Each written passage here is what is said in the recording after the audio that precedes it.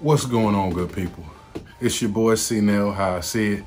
Man, in this video, we're gonna take it in a little bit different direction.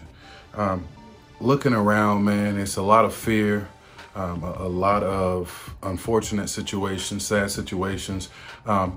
If you are a believer, please, let's all continue to pray for everybody for health, and that's overall, with your physical, your mental, spiritual, and financial health. But, you know, looking around and seeing things, like 60% of Americans have less than $1,000 saved, or 30% of households have no long-term financial plan.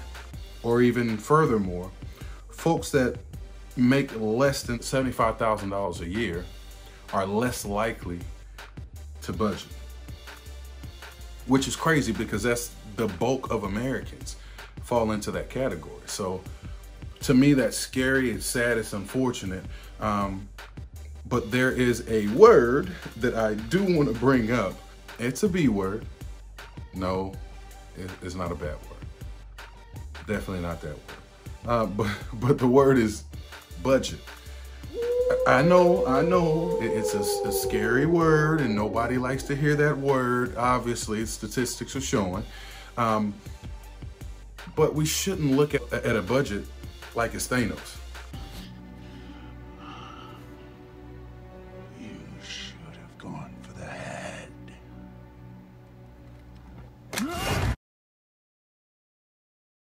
Even further, now, by the way, that's my favorite superhero of all time. Just wanted to throw that out there. Just saying. You know, I was hot watching that movie. I was hot. Not Spider-Man. No, not Spider-Man. Wait, not Spidey. Okay, I'm back. But even a sadder number is, and we've all been watching the news with this pandemic, you know, the unemployment rate has skyrocketed. It's up to 14.7% and climbing. To me, that's very sad. And as I look around in my life, and you guys do as well, we see a lot of the fear, and you can feel the fear, you can feel the angst. But what I've realized is a lot of people that are truly terrified and truly freaking out and truly panicking are those that have not practiced good stewardship. They don't have their emergency fund set up. They haven't been, you know, good stewards of managing the money that they are earning. Because think about it, we work hard and have been historically. We've all worked hard to earn every penny that we get. Every penny. Yeah, penny that we get. You know, and there's so many people, the bulk of Americans are living paycheck to paycheck. This to me is, it's sad and it's a scary thing. So I do understand all the panic. I do understand all the fear, because the average person is 30 days from being homeless. Meaning if you lost your job and you didn't have anywhere to go in 30 days, outside of the legislation that's been passed to help folks, you know, not get foreclosed on or evicted from their apartments. But the average person would be 30 days from being homeless. You know, that's sad. So we have to change what we're doing. We have to change something about it. We have to get to the point where we're sick and tired of being sick and tired. And if we've learned nothing else in this time, among all the lessons and things that have come to the surface in this unfortunate time, is that we have to take finances seriously. We as people, we have to be on top of it. We have to be aware. We have to be practicing good stewardship. The good thing about the whole thing, though, we are our change. We can do something about it. Let's get into it, man.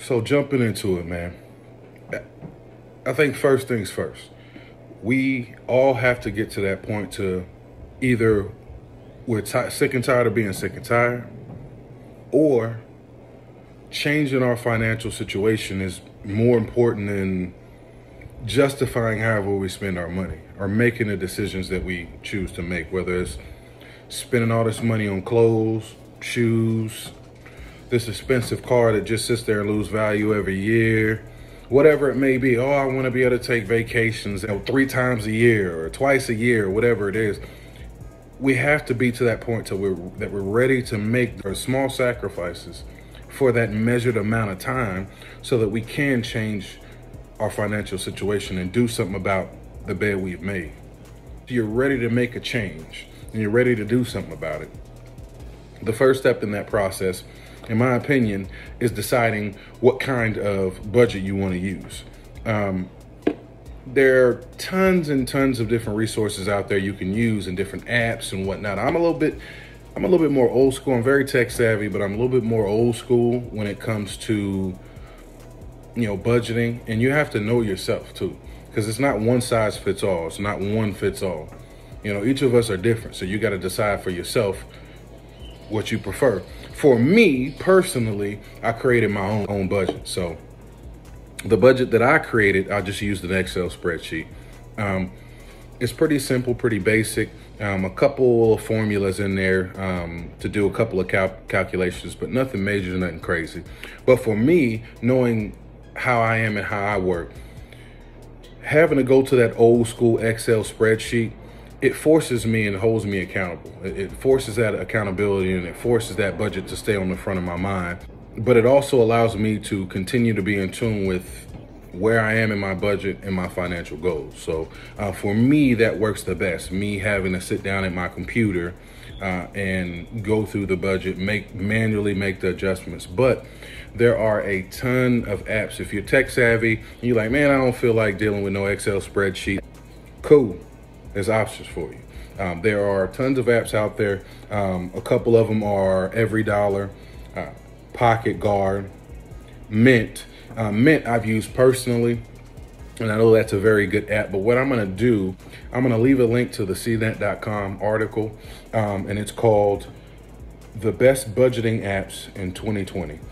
This article, I like it, and I'm leaving the link in the description because if I can create something that's tailored to me, myself, and it's free, I just use that. But again, some of you guys are tech savvy, and that old school Excel spreadsheet won't work for you. So I highly encourage you, take a couple minutes out of your life just to review. What it does is it'll review the app. It'll tell you a lot about the app, if it's free or not, and if it's not free, what the cost is. But also certain apps are targeted or geared or better for certain individuals. So they have apps on there, for example, personal finance.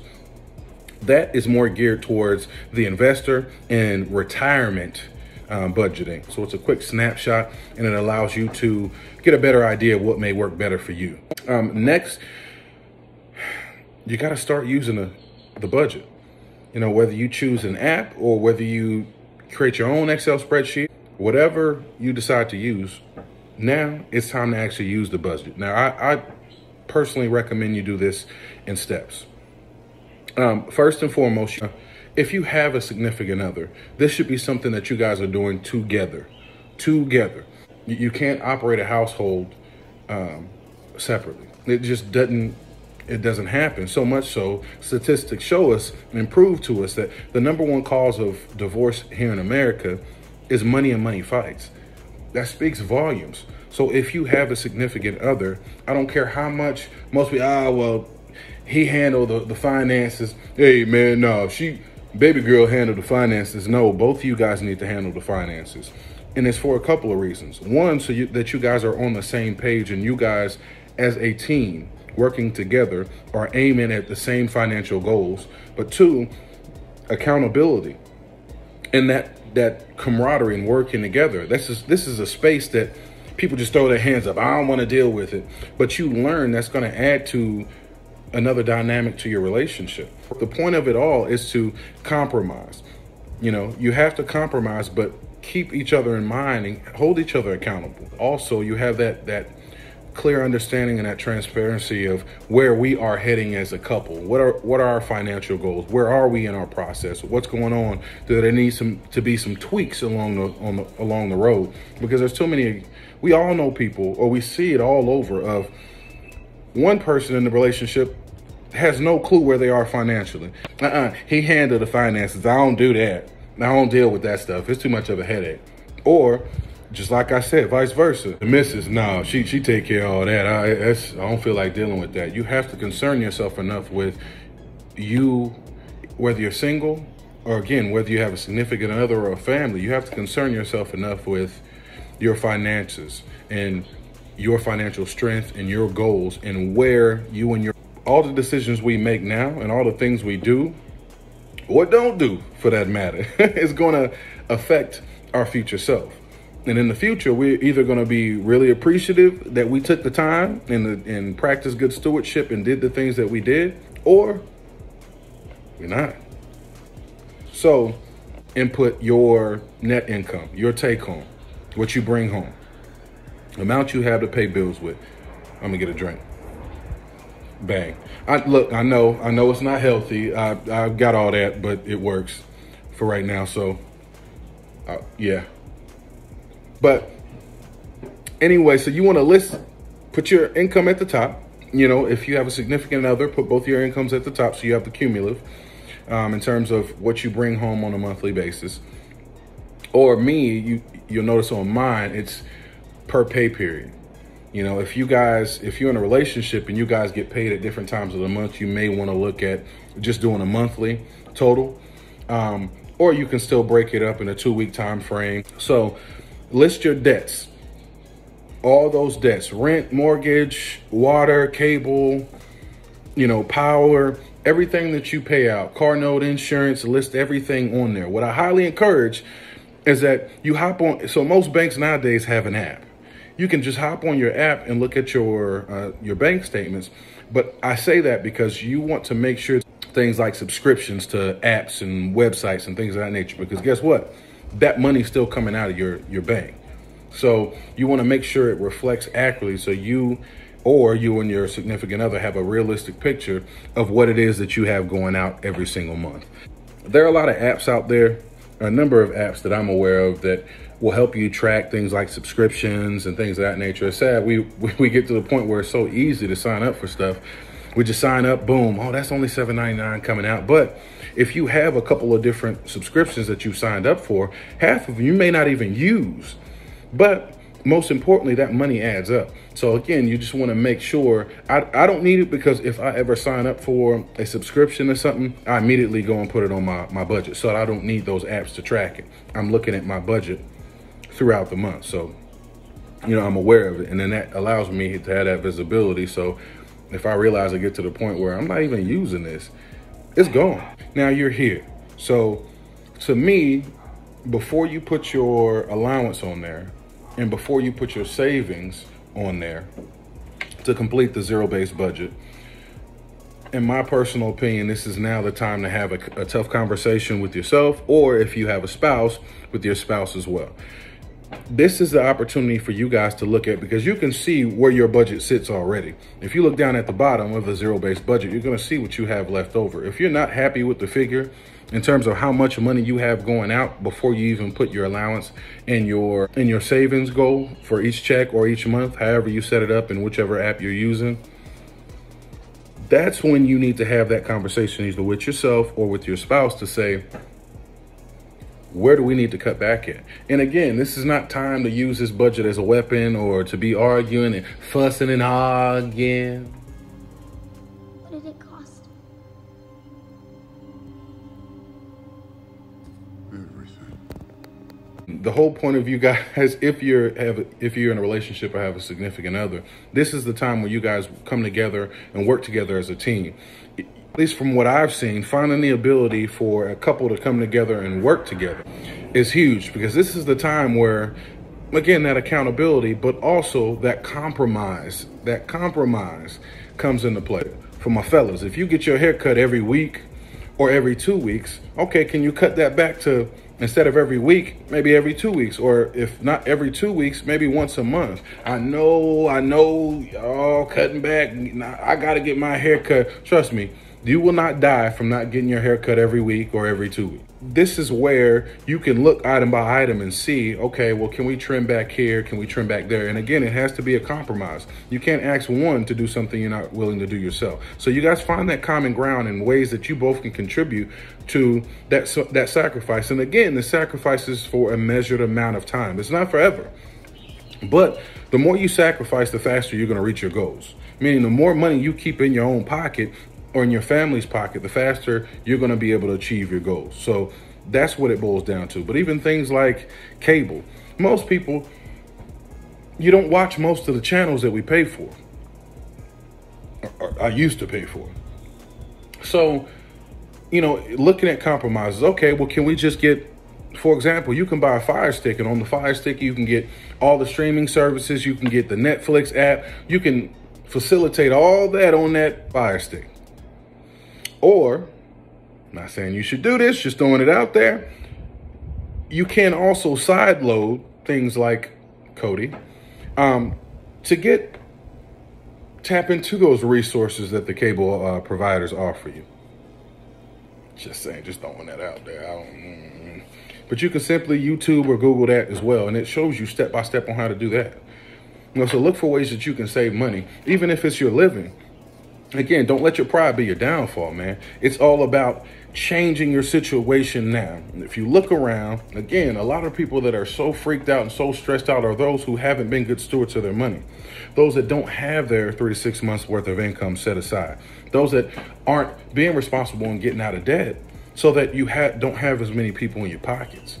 Those are the people that's truly freaking out right now. So how bad do you want that financial security? How bad do you want that breathing room and that lot less stress off your shoulders and off your family's shoulders? That's how much you're going to sacrifice. I can't tell you how much you need to sacrifice, but when you look at it yourself, or you and your spouse look at it, how hard do y'all want to go? How important is it to you to change your financial situation? Again, the bulk of Americans live paycheck to paycheck. It is what it is. I learned that when I was practicing real estate. And the average household in America, and statistics show this, 6 out of 10 households in the average household in America are living paycheck to paycheck. And the assumption is, oh man, those rich people, they ain't got to worry about that. Or those people that are making good money, they ain't got to worry about stuff like that. Well, statistics show that it's more like 7 out of 10 people in an upper echelon neighborhood are living paycheck to paycheck, because mentally they have to maintain this status quo. I gotta stay stunned. I gotta drive this Lexus. I gotta drive this Mercedes. I gotta drive whatever it is. So they tend to overextend themselves, much like the bulk of society, unfortunately, overextend themselves to get stuff to impress people that don't even like them. And even if you're one of those, well, I like this stuff because it's nice and it make me feel good. Okay, well, let's change our actions now so we can stabilize our finances, so that when we, again, for a measured amount of time till we reach our goals. So then when we go back and are able to enjoy those, it's not stressing us out. It's not a burden to us, instead of it being what it is, which would be a blessing. In the house of the wise are stores of choice foods and oils. Only a fool devours all that he has. Hence, God wants us to have nice things, but we require in our lives, and he requires good stewardship of the things that he blesses us with: time, money, family, friendships, all those things we have to be good stewards of. And the more we practice good stewardship, the more we can take advantage or enjoy the fruits of our labor. The more we can make that seed grow. Don't just do it on paper. If you're going to cut out cable, make the call. Call up whoever your cable carrier is and say, hey, gotta go. You know, don't just do it on paper and never get around to do it in real life. This is more about real life, because in real life, people are struggling. In real life, 60% of people have less than $1,000 saved. Another reason people don't like budgets is because they, in their mind, budgets are restricting. You do realize you create your own budget. You restrict yourself as much or as little as you feel you see fit. Your budget is you telling your money what to do instead of wondering where it went. Well, I don't want to do a budget. It's restricting. Not unless you make it restricting. It's your budget. All a budget is you're doing it on paper, on purpose, before the month begins.